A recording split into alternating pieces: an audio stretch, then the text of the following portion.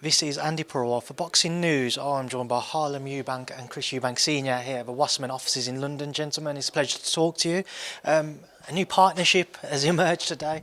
Senior, you'll be coming on board, helping and guiding Harlem at this stage in his career. Harlem, I'll just start with yourself. Why do you feel like this is the right move, the appropriate move to obviously bring Senior on board now? It's family. It's always been a bond and a relationship, and now I'll just be bringing him, by my side as I, charge and spearhead this next chapter of my career. And Senior, for yourself? I've always been giving him advice. It's just now official. And the officialness of it will do a great deal for letting everybody know what's what, So Conor Benn, this is the fight for you. He's 147. You're not 154. You're certainly not 160. The Boxing Board of Control, they make these rules to actually safeguard your life. And by the way, the Boxing Board of Control, irrespective of what anyone else has done, you cannot supersede them. You can't go around them. Okay, they are the gold standard. Okay, this is common sense wisdom that you understand. Okay, because someone close to you may have actually treated the Boxing Board of Control with disdain at some point in their careers, doesn't mean you have to do it. You can't get past them. If they are not with you, you are not credible. And you are a great fighter. Hold on. You're a great fighter. I think he's a greater fighter. Certainly a greater boxer. And this bad blood you're supposed to have with my son, there's no bad blood there. He's only interested in money. Okay, so, he's interested in actually being number one. Okay, so, where you should be heading is where he's heading, which is to the United States. And you beat those guys. But you clear up here first, Europe. To do that, you've got to get past him. It's not bad blood, although he doesn't feel too good about the fact that, you would have gone in there irrespective of what I asked you not to do, which is to actually fight my son, at 157. So, there's a little bit of hurt there. It's his cousin. So now there's something to fight about, and that's a fight. Not a guy who is 34 years old. Someone is your age. Yeah. Okay. All right. We'll stick with that fight shortly, Senior, but it's an interesting point you make with regards to the weight. Obviously, you've said beyond your next bout, Harlem, every intention to move up to 147 to campaign there. You've mentioned the fight with Conor Benn.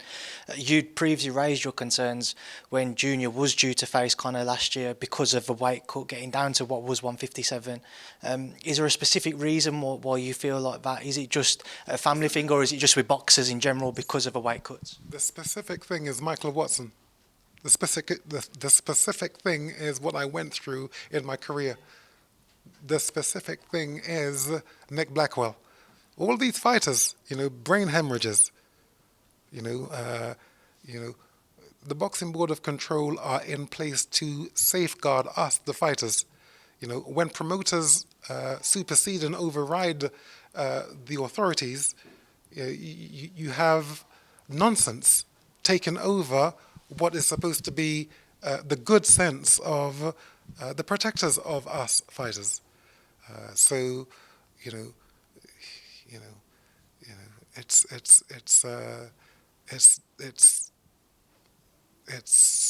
unforgivable. It is unforgivable to actually make fighters fight guys who are two weights apart from each other. Rubbishing the rules. No. And that's why it's such a good thing for me to be back. Not only to highlight his skill sets, but to highlight the rules. We have to follow the rules. Harlem, for yourself, obviously beyond next week, do you feel comfortable moving up to 147 now, or do you feel like there is any unfinished business at 140, for example? A lot of talk in the past about you and Dalton Smith. I've always said that's a fight I'd love, but I think, speaking with my uncle on the way up here, I'm 156 pounds today. I will make the weight absolutely fine next week and overcome Schwarzkopf which is a solid opponent on the world stage. He's well known, and he's he's picked up some great wins, and I'm ready to put in a career best performance come the 10th of November in my home city. And beyond that, I like the look of 147. Again, there's a lot of fighters at 147 that interest me, and if Conor wants it, which I don't believe he will, then that's the fight to make. That's the credible fight to make if he is competing at 147. Judging by his last performance at 154, I think he needs to go straight back down there. That was going to be my next question. So let's move on to the 147 division. The current British champion's Echo Esserman. He actually fights the week after you, so he fights on the 18th up in Manchester, defending that belt against Harry Scarf. What's the route you would like to go? Is it traditional, try and pick up the British, or if the Conor Benn fight is proposed to you immediately, get it on as soon as it's fair?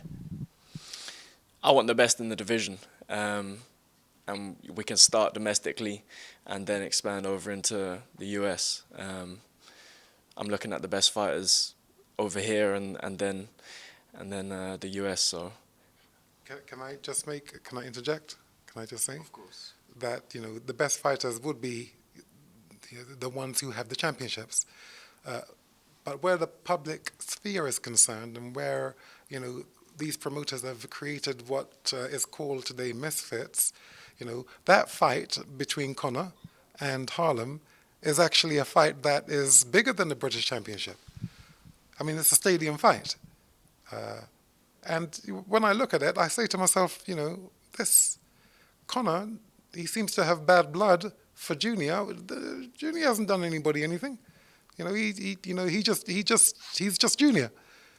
I think, if there's going to be any heated discussion about a real fight, it's the proper weight. Junior would have had to be a 147 fighter. Well, Harlem Eubank is, the gold. He is 147. And I don't think that Conor has the beating of him, certainly not in boxing skill and in a fighting aspect. We got a surprise for you. That's right. Okay. He's not aggressive. He doesn't bark. He's sweet. He's like Sweet Pea Whitaker, if you remember him. He's like Sugar Ray Leonard. And the fact is, if I can do to your dad what I did to your dad, then he can do to you what I did to your dad. And that's not me poking at you, but it's a fact.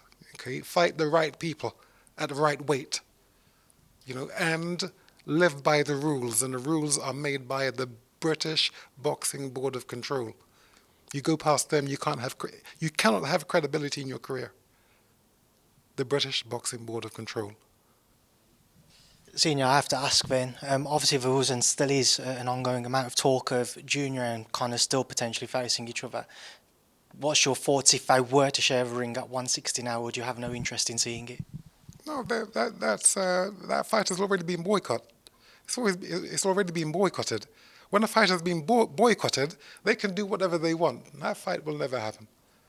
And how can it? When we have the 147 Eubank here. After that, then you can go and clean up the world along your paths. Not get into all of this foolishness that the promoters have engineered. They've taken you off of the boxing track and they've put you onto this misfits track. Do you see what I mean? Okay? So if we're going to have it right, then it's for 147 to fight 147. Also, my son is...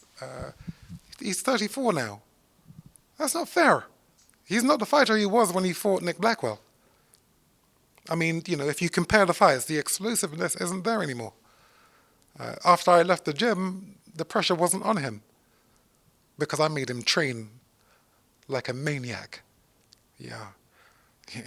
So, my love and my energy and my wishes are with Harlem Eubank.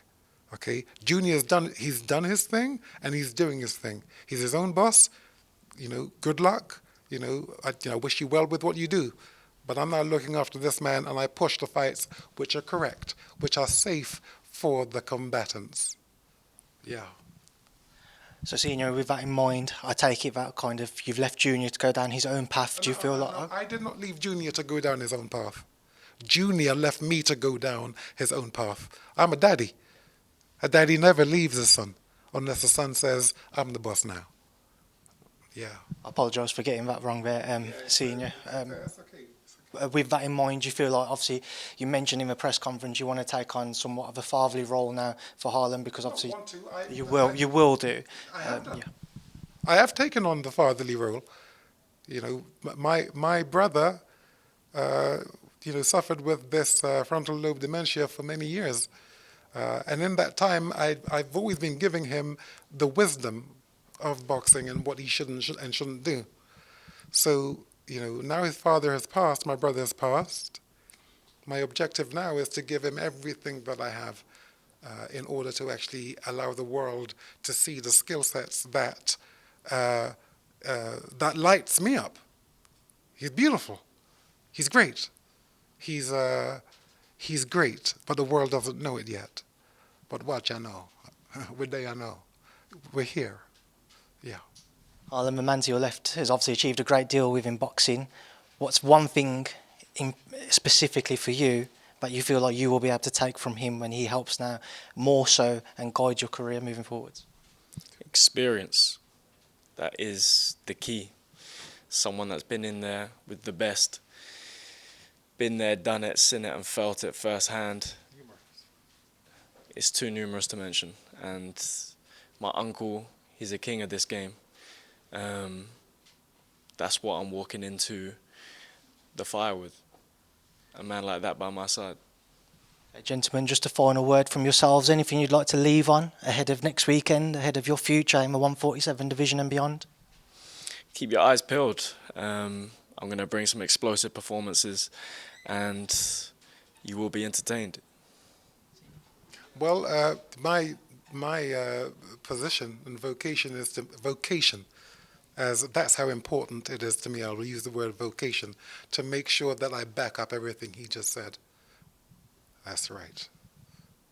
Gentlemen, thank you for your time, Harlem. Good luck next weekend. I look forward to seeing your ring return and both of you progressing together now on this journey. Thank you for speaking to me in Boxing News. Thank you very much. Thank you.